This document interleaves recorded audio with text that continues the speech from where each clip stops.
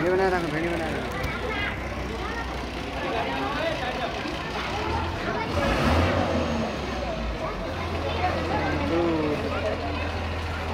आकै हाम्रा धनबहादुर रावलज्यूले पनि बसलाई स्वागत गरिरहेका छन् यतिखेर।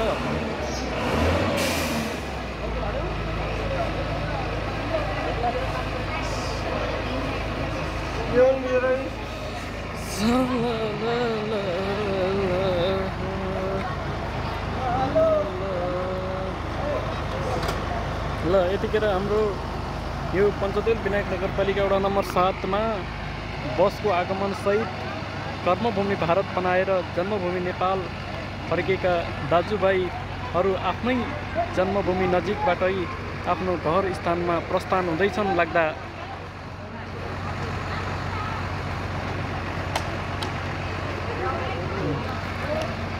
ल यतिखेर हाम्रो फुलेतलाका सचिव नवीन प्रसाद खट्टीज्यूले पनि बसलाई अनुगमन गरेर बसका ड्राइभर हिक्मत रावललाई स्वागत गरिरहनु भएको छ।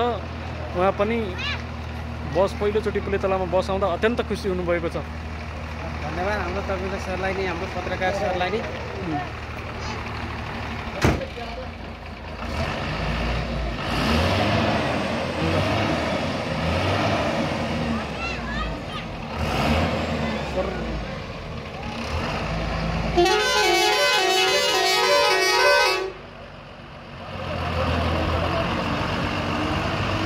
ल आयो यस्तो गरौँ